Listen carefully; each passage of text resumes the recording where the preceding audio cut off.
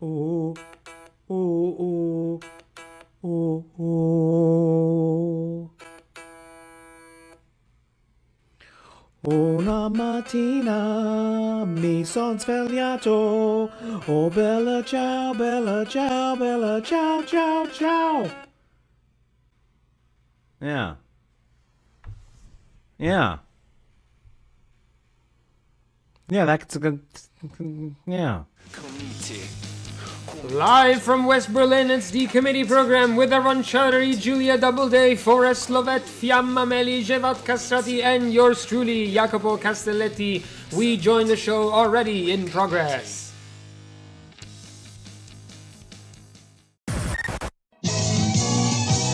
And now, committee at the movies.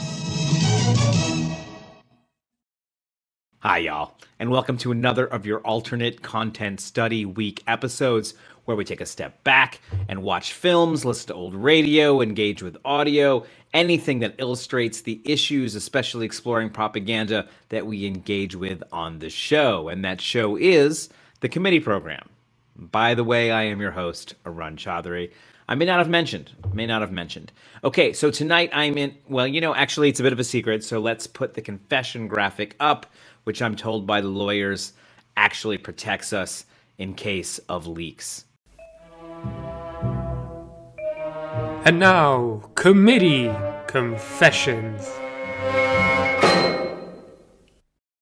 Okay, so I'm in Iowa on a mission so secret that I won't tell you about it. I can't tell you about it, and so I shall not tell you about it. But at the risk of letting you too far behind the curtain, which is something that I'm extremely loath to do, let me just say this week's episode will not line up with what we've been talking about because we're about a week off. I was not able to get to the segments I wanted to for this week because I am traveling so much, not just in Iowa, other places, and so we're changing the order a bit. Please bear with us. Today, we are going to focus on two films that are corporate propaganda. That means films made in the interests of business and the companies that pursue it. One we have seen bits of before in season one, and that is Destination Earth, which is a charming cartoon put out in 1957 by the even more charming folks at the American Petroleum Institute. Destination Earth is about Martians who seem to have a perfectly decent society, if a bit of an autocracy. But through the lens of this film, they fall in love with oil and gas and the products that can come with it from in America that doesn't have spaceships like they do, but this doesn't seem to bother the Martians. This whole thing is kind of made in a raise awareness of a product kind of mode rather than a hard sell on buying something. You want to think modern campaigns that are around milk, things like that, things that are brand agnostic. This is one of those. The second, our feature, is a bit bananas. It is government propaganda, but government propaganda that's made to boost a specific company, right? It comes out of the U.S. Atomic Energy Commission and is part of Project Plowshare, which was an investigation into, wait for it, the peaceful use of nuclear weapons to do things like, dig mines, and I don't know, like, you have to watch the film. They suggest many things. This is 1961's Plowshare, Peaceful Alternative Uses for Nuclear Fission Devices. The name's a little on the nose. What are you going to do? Let's watch both films now. It's a double feature, but we'll put the cartoon on first because that's tradition. That's how you put on a show traditionally. And I'll see you after.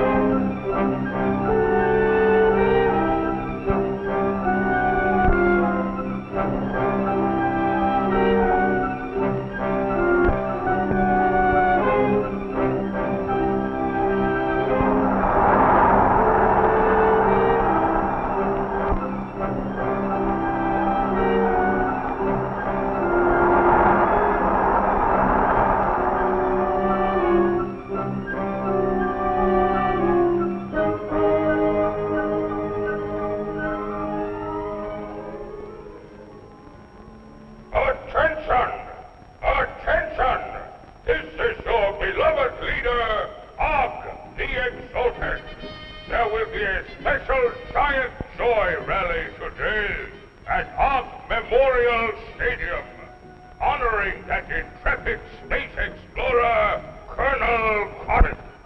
Hear the Colonel's first words since his return from the planet Earth. You are all invited to attend.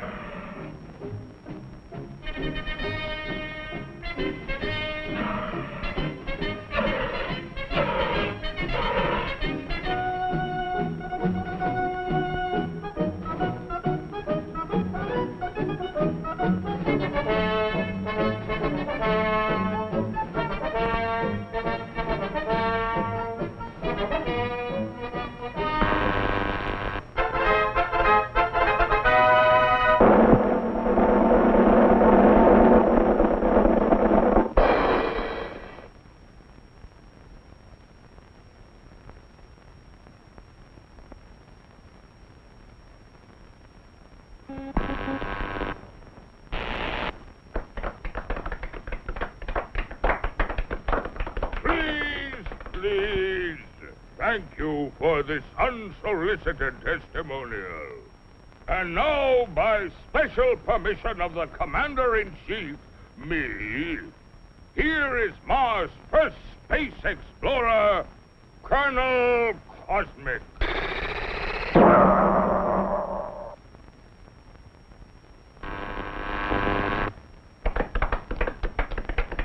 I can't tell you how happy I am to see your smiling faces once more. First, let me say that this trip was made possible only by our dauntless chief, Og the Magnificent, introducer of Og Power, which runs most of our industry, and inventor of Og Speed, which doubles the original Og Power. A short time ago, the master was having trouble with the state limousine. He had, of course, developed the explosive charge. But it was inclined to get a little out of hand, just slightly. And of course, there was always the problem of friction. Parts rubbing together, heating up, and causing all sorts of trouble.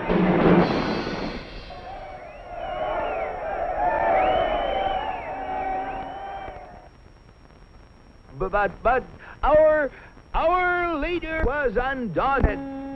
He immediately ordered our first expedition into space to bring back the secret of how other planets got their state limousines to run smoothly. The target was picked with painstaking scientific accuracy. Destination Earth. You all know with what eagerness I volunteered for the mission, and with what confidence I took off.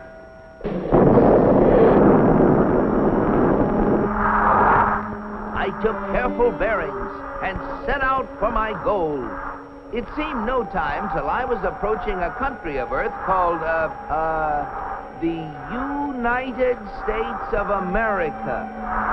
I set her down like a feather.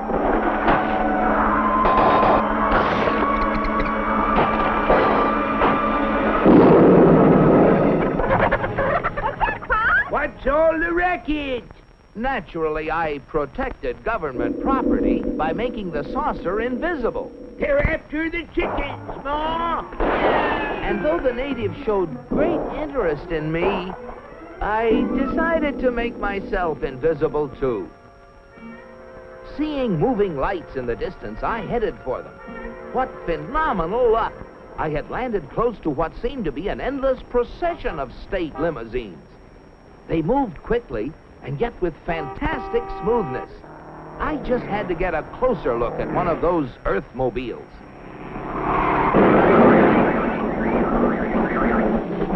Just as I thought. Not only smooth and efficient, but powerful as well. I watched them for hours. Great Ganymede, they were superb. I just couldn't help comparing them with ours, if you call that a comparison. Surely these vehicles must be the property of the highest officials. I was wrong. It seems that almost everybody in this country has one of those, they call them automobiles. They use them for transportation, for business, for pleasure. They use them for all sorts of things. I found that these vehicles gather at places called service stations, where they are fed, lubricated, that's how they beat friction, and given the finest care. The source of their nourishment was something called petroleum. A power source like that must be a highly prized state secret. I had to find out about it. Perhaps the secret lay within this government archives building. It was heavily guarded, but casting discretion to the winds, I walked boldly inside. Their code was remarkably easy to break. They merely substituted the word oil for petroleum. And I soon got hold of a veritable mine of classified information. I began to assimilate the material. I soon found out that though petroleum products are easily found anywhere, petroleum itself is a very elusive substance. Experts have to search for it constantly in all the most likely and unlikely places with all kinds of scientific devices. When they figure they found a good spot, they drill a hole in the ground called an oil well, for almost all oil lies far beneath the surface of the earth.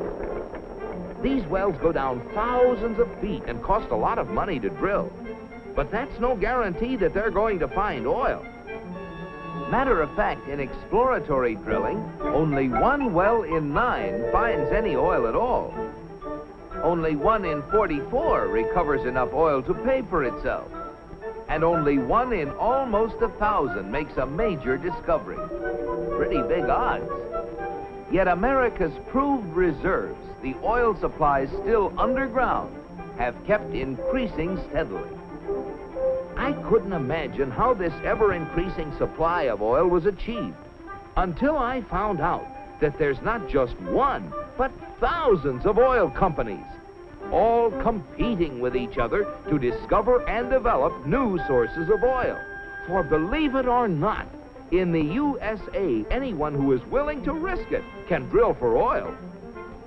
But oil discovery is only part of the story. Once they get oil out of the ground, it has to be moved through pipelines, on ships, or in tank cars, to fantastic processing plants called refineries. Crude oil goes in, and great Jupiter, the things that come out. Gasoline, for example, the most efficient mobile power source on Earth. That was the stuff that powered all those cars and trucks. And asphalt, which makes smooth, durable roads. It seems that oil not only runs cars, it even gives them something to run on. Another oil product is the diesel fuel, which runs giant trains across the nation. In winter, fuel oil made from petroleum brings warmth and comfort to millions of homes. And still other fuels help defend America's shores and skies. From refineries also come the lubricating oils and greases that keep the wheels turning in America. But that still isn't all. Crude oil, like everything else, is made up of billions of tiny molecules. And using the magic of research, oil companies compete with each other in taking the petroleum molecule apart and rearranging it into, well, you name it, fabrics, toothbrushes, tires, insecticides, cosmetics, weed killers, a whole galaxy of things to make a better life on Earth. And you know, it isn't just oil companies that try to outdo each other, competing for the customer's dollar. The same story is true of almost every successful business enterprise in America. The result? A higher standard of living in the USA than in any other country on the whole planet. At last, the secret was mine. And now to get proof of my discovery smuggled past the border guards. In spite of my infinite precautions, one of them became suspicious and gave the alarm. Come back for the eggs, did you? Yeah, Pa! And so, with the fond farewells of the natives ringing in my ears, I took off once again for Mars. My landing was a little bumpy, but I saved my precious cargo. Yes, I brought the secrets back with me, and here they are. The big secret is, of course, oil, which has brought a better life to all the people in the USA. But the key to making oil work for everybody is competition. Fellow Martians, I thank you. Very interesting, Colonel. Oil, huh? Sounds splendid. But that, what was it? Competition. Not our kind of thing at all. Why, competition is downright un-Martian. Oil, we'll have oil for everybody. That's what we need. Oh, boy, oil.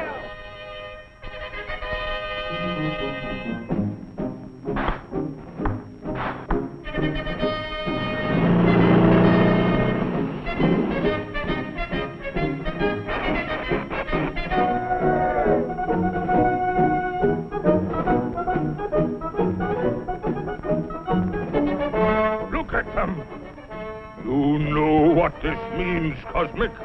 You bet I do, Og. It means that you're through. So why don't you get lost? Yes, the real secret is not only a great source of energy, but also the freedom to make it work for everybody. And if you have both of these things, any goal is possible. It's Destination Unlimited.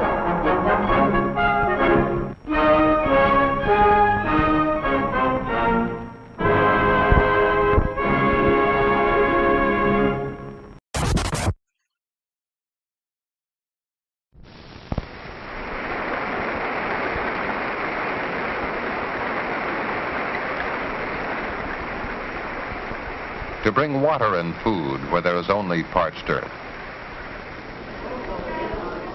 and people where there is desolation.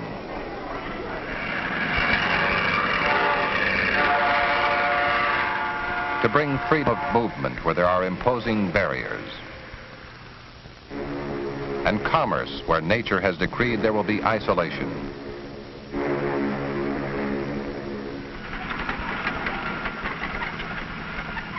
To bring forth a wealth of materials where there are vast untapped resources, and a wealth of knowledge where there is uncertainty. To perform a multitude of peaceful tasks for the betterment of mankind, man is exploring a source of enormous, potentially useful energy, the nuclear explosion.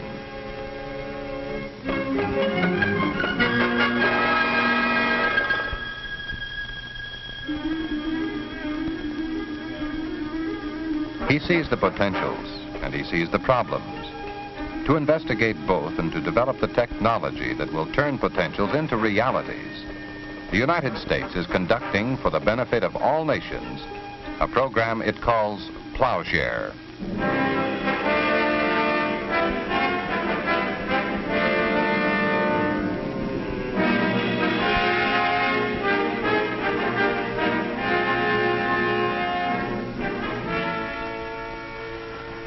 Today, this scene of preparation for a peaceful nuclear explosion is at an experimental site. Tomorrow, when the potential of nuclear explosives is fulfilled, this scene will move to the site for a new harbor, canal, or mountain pass, a mine, oil field, gas reservoir, or water storage basin, or perhaps a new underground laboratory. Whatever the site, and wherever in the world it might be, the experts participating in the event will be the same as they are here. Engineers, scientists, public health authorities. But eventually, the badges of national government will give way, except for control of the explosive. to the hard hats of industry and public works personnel, using this new power tool for their own applications under established safety regulations.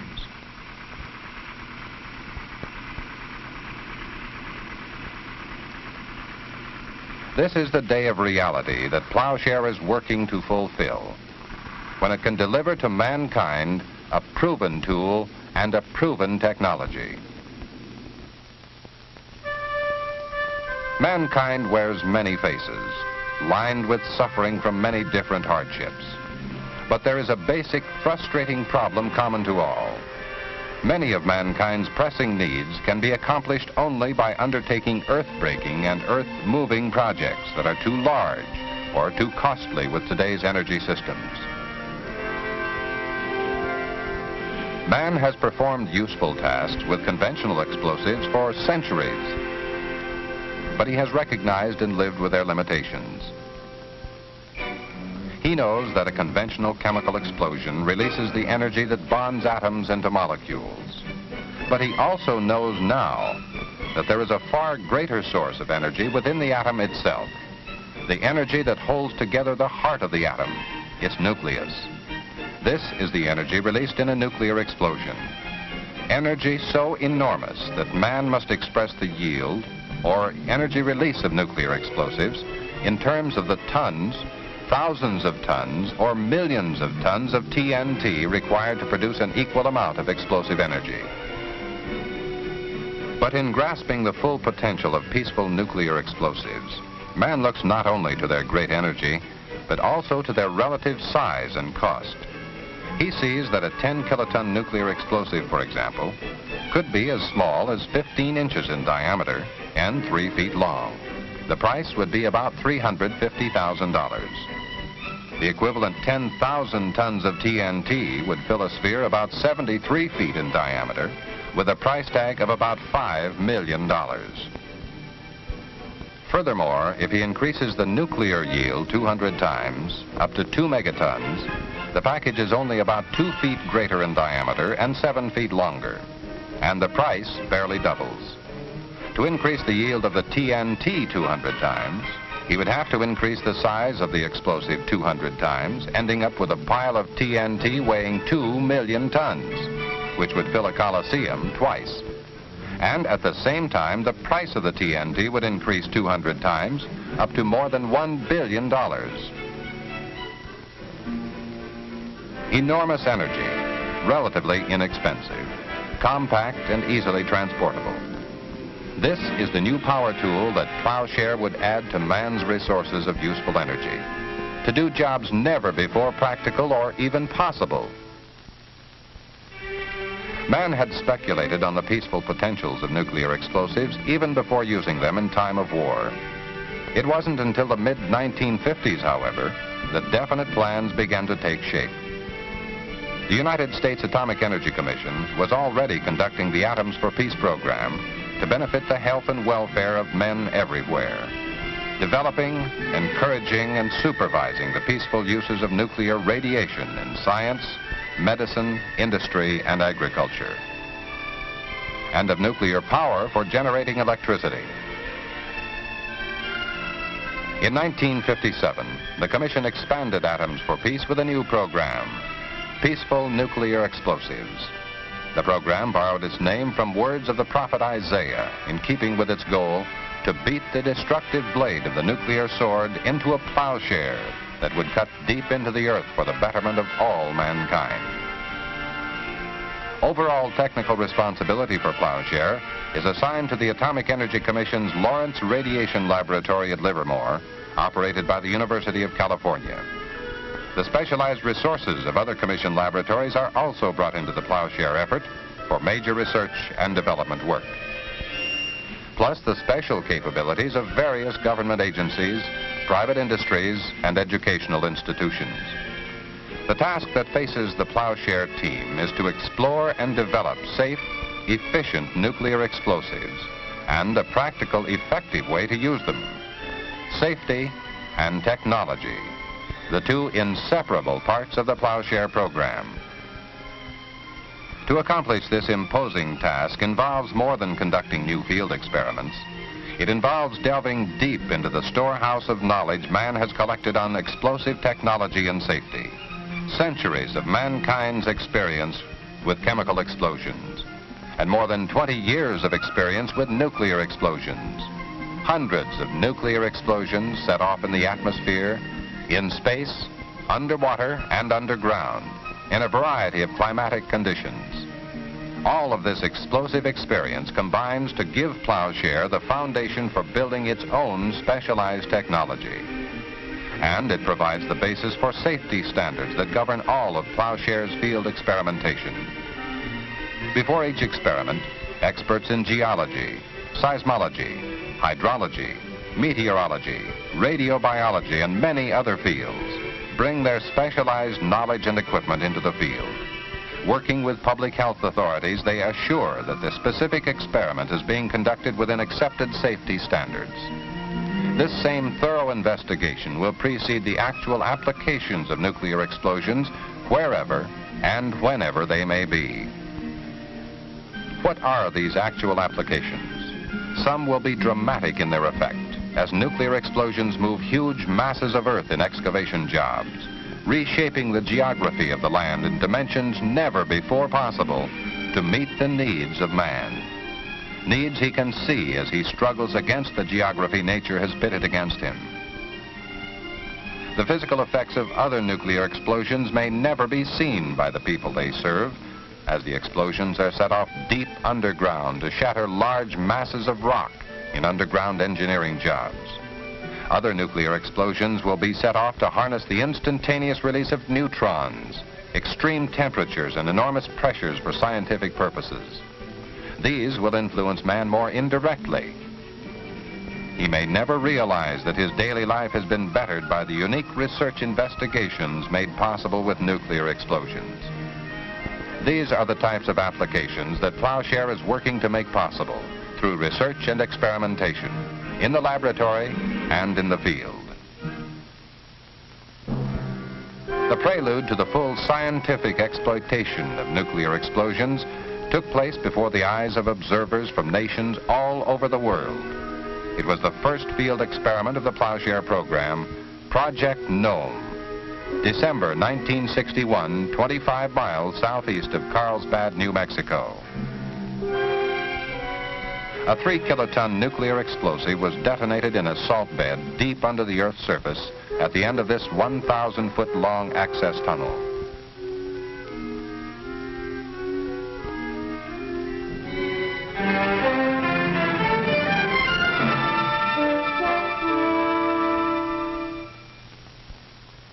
Several months after the Gnome event, reporters and photographers gave the world its first look at a nuclear blasted laboratory.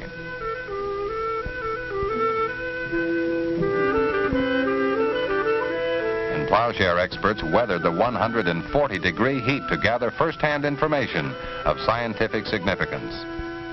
But even before this actual entrance into the cavity, instruments and earth samples had provided valuable scientific data. Earth motion studies made during the Gnome explosion added to scientists' understanding of the Earth's structure throughout a large part of the United States. In a neutron physics experiment, scientists were able to capture, analyze, and measure some of the enormous quantity of neutrons released in the explosion, an important step in expanding man's fundamental knowledge of the structure of matter. Laboratory analysis of samples taken for isotope studies showed that nuclear explosions are a new potential means of mass-producing radioactive isotopes to meet the expanding needs of science, medicine, industry, and agriculture. But this was only the beginning of what promises to be one of the most significant scientific contributions of nuclear explosions. For it appears that man may now have within his reach a key to understanding many basic processes of nature. This key may be forged by a nuclear explosion. In 1964, important steps in this direction were taken in experiments with nuclear explosives specially designed to produce high-intensity neutron radiation, the specific characteristic that promotes isotope formation. In 100 millionth of a second, more neutrons were released by each explosion than could be released over decades in the most efficient nuclear reactor. The blast pumped these neutrons into targets of uranium, producing isotopes of very heavy elements beyond uranium. Eventually, Plowshare scientists hope to use these heavier elements as targets in nuclear explosions. The result could be the production of new elements never before created by man. This may be the key to answering basic questions about nature man has asked since the beginning of time. There is another question man seeks to answer, a question that raises an even more pressing problem. How can the recovery of natural resources be increased to meet man's ever-growing needs? Plowshare underground engineering may be one of the answers. Nuclear explosions deep underground break and splinter huge areas of rock. These massive effects may permit highly promising recovery of resources that have been impossible or economically impractical to extract from the earth. By digging tunnels deep into the explosive region, Plowshare teams have been able to examine and evaluate the effects of underground engineering with nuclear explosives. Effects achieved with various explosive yields in various types of rock.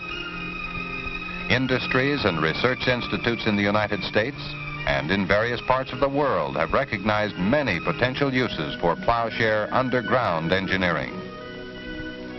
They can see how nuclear explosions could increase both the total recovery and the rate of recovery of vast natural gas and oil reserves by effectively breaking the rock so that these valuable resources can flow through. They can see how copper could be extracted from the ground more efficiently as nuclear explosions shatter the surrounding rock, letting through the solutions that dissolve the copper and carry it to the surface. They can see how the huge area of broken and fractured rock could be used for receiving as well as releasing materials, for storing natural gas near its market area, for storing rainwater that could seep down underground where it wouldn't evaporate, or even for disposing of chemical waste materials to underground formations. The mining industry has seen another significant potential for underground nuclear engineering. This potential was actually demonstrated in simulated mining operations following underground nuclear explosions. Nuclear explosions would break and crush mineral deposits, perhaps more efficiently than ever before, prior to extracting the ore by conventional underground mining techniques. Minerals, natural gas, oil, water. Investigation and development continue with government and industry working hand in hand to see exactly what role Plowshare underground engineering can play in developing these valuable natural resources. There are other needs of man that can be measured in miles and acres. Miles of grueling travel over land and sea imposed by unfriendly terrain. Miles of hauling goods to distant ports. Acres of potentially rich, inhabitable land laid waste because it is cut off from civilization, or hungry, thirsty villages cut off from water that may be but a few short miles away beyond a natural barrier. Needs like these, expanding economic and social needs of an ever-expanding population, can be met only by moving huge quantities of earth efficiently and economically. For these immense projects, in a relatively isolated and underdeveloped, nuclear excavation offers the potential for providing the practical economical means. Where present land travel is awkward, costly, time-consuming, and dangerous, excavating mountain passes for highways and railroads. Where water navigation is thwarted by imposing barriers of earth, excavating canals. Where commerce is stifled by forbidding shorelines, excavating harbors.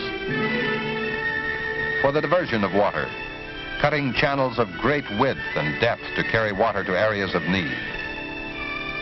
Nuclear excavation also presents great potential for industry. For example, in the quick and economic removal of earth overlying deeply buried mineral deposits.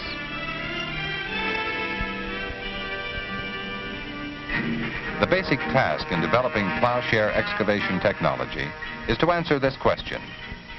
In order to produce a large crater with specific dimensions in a specific earth formation, what size explosive is required and how deeply should it be buried? Conventional explosives are routinely employed for construction and mining operations. They have been used on occasion to remove massive obstructions to commerce. A few years ago, nearly 1,400 tons of chemical explosive decapitated the submerged pinnacles of Ripple Rock that had imperiled ships using the inland passage northwest of Vancouver, British Columbia.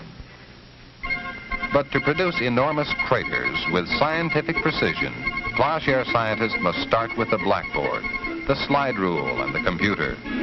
They must develop new scaling laws and mathematical models for relating the results of these smaller explosions with the requirements for larger explosions, nuclear explosions in the hundreds of kilotons and the megaton ranges, which will be needed for major earth-moving projects. Computers take these mathematical models and theoretically fire nuclear explosives, giving a picture of the effects and end results expected in a particular earth formation. A major step was taken in July 1962 to develop the technology and safety requirements for the immense excavation projects toward which Plowshare is building.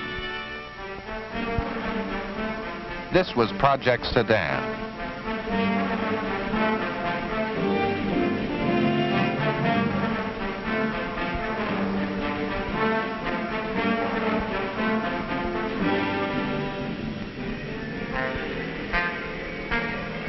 The 100 kiloton nuclear explosion excavated more than 6 million cubic yards of earth in a matter of seconds. The result was a crater more than 1,200 feet in diameter, the length of 4 football fields, and 325 feet deep, the height of a 32-story building, created in less time than it takes to describe it. To clear a volume of rock the size of the Sedan crater with conventional methods would require more than 2,000 tons of chemical explosives and 25 pieces of heavy earth-moving machinery over a period of at least 6 months. Estimates like this have prompted experts to consider using nuclear explosives to do these immense tasks never before economically feasible. But as man looks to the potentials, he is not overlooking the problems. Obviously, the same characteristics that enable nuclear explosions to perform enormous useful tasks can also present hazards if they are not properly controlled, particularly in excavation projects. These potential hazards, except radioactivity, are encountered to some degree even in large chemical explosions.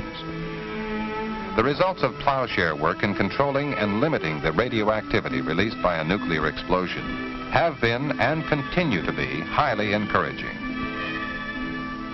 Scientists have already determined that when nuclear explosives are buried at the depth that will produce the biggest crater, a major part of the radioactivity is swallowed up in the rubble of the crater. But the most promising results have been gained by improving the design of the explosive itself and by improving emplacement techniques. Both of these specifically calculated to reduce the release of radioactivity. In the 1962 Sedan event, for example, only a small fraction of the radioactivity produced by the explosion was released to the atmosphere. If Sedan were conducted with the improved design and techniques available today, there would be even less radioactivity, and more reduction is still expected. 100-fold reduction from the radioactivity levels of 1962 through more improvement in explosive design and emplacement techniques. When this prediction is realized, it will mean that the main limitation on nuclear excavation projects will not be radiation. It will be the other potential hazards of explosions, nuclear or conventional. The ground shock, the air blast,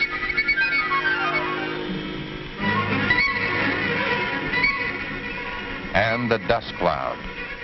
Just as with radiation, these other safety problems are subject to control by selecting the minimum yield necessary to do the job, by thoroughly examining the local earth structure and local buildings, by timing the event for the right weather conditions, and by temporarily relocating people and livestock.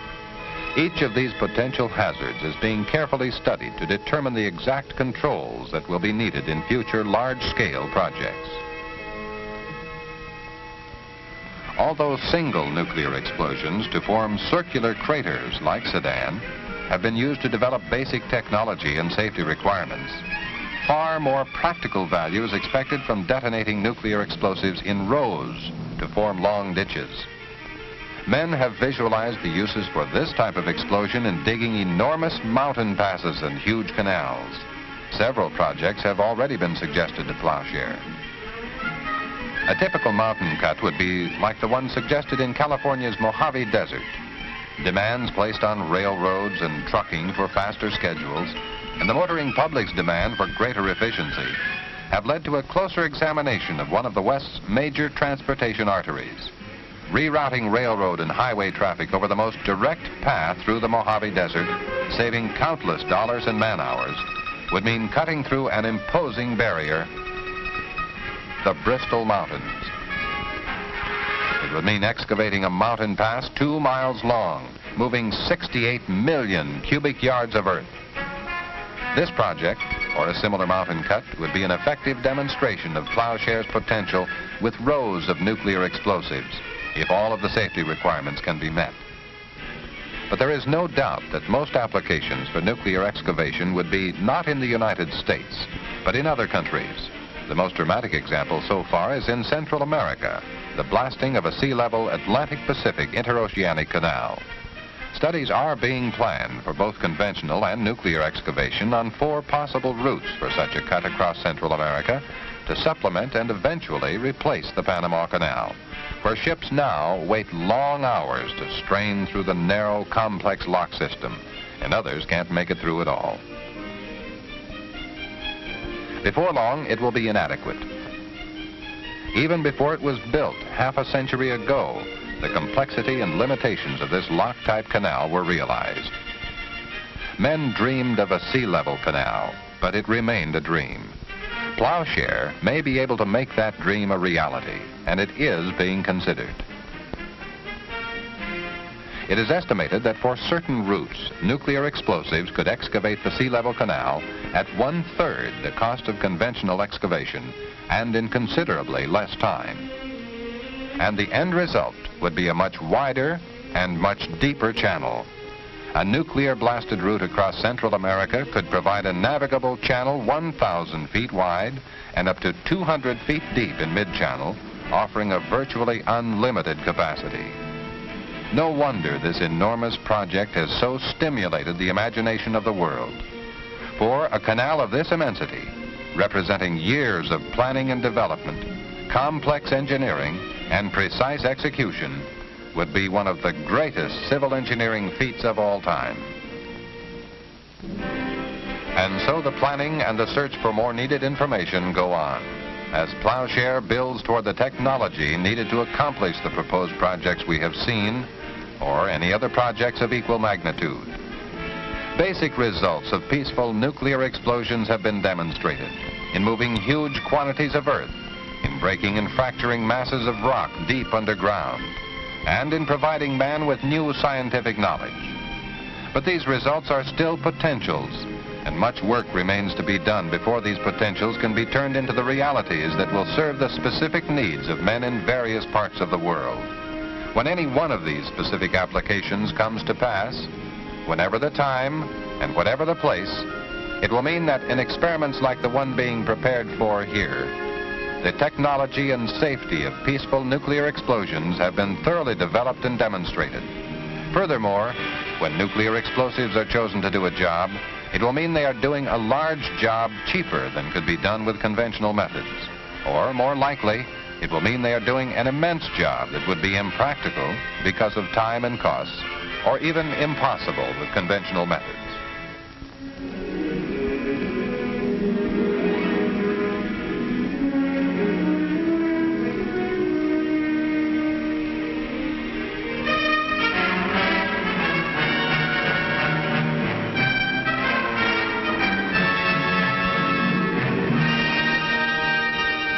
This is the peaceful potential of nuclear explosives that the United States is developing for all mankind.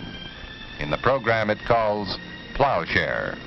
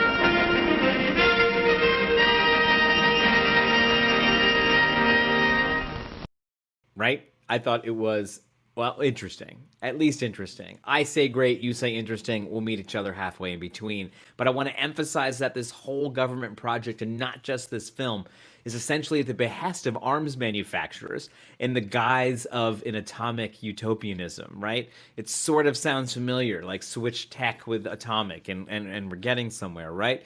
Propaganda works best when you can be a ventriloquist, when you can make the message come out of someone else's mouth.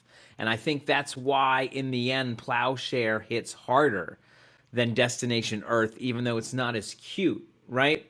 It's not as fun, but it has this veneer of something else and is essentially, a corporate propaganda message coming at you from through the mouth of the government. This is certainly not the only time this has happened.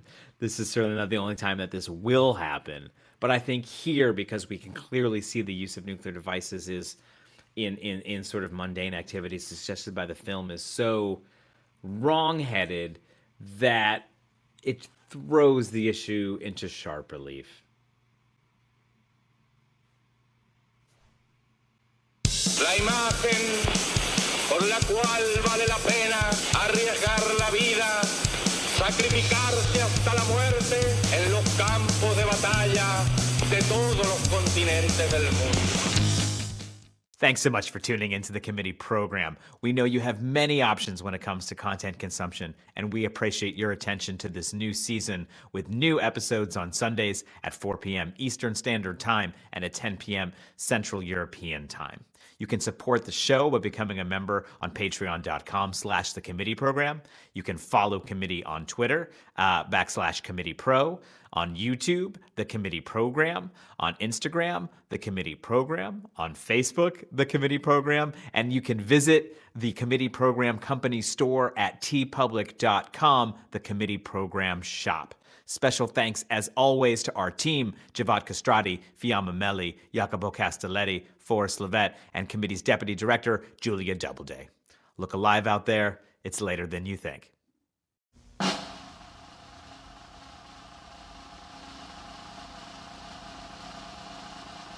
It's the end of our broadcast day. Thanks for listening.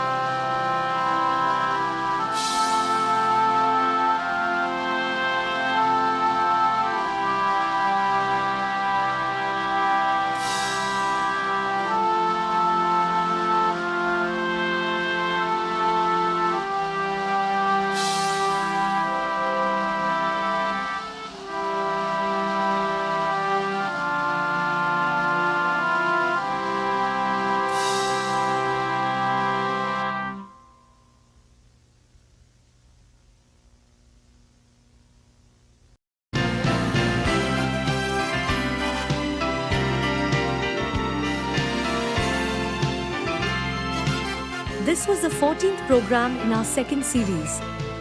For more global infotainment from the committee program, click on the video screen right or screen left.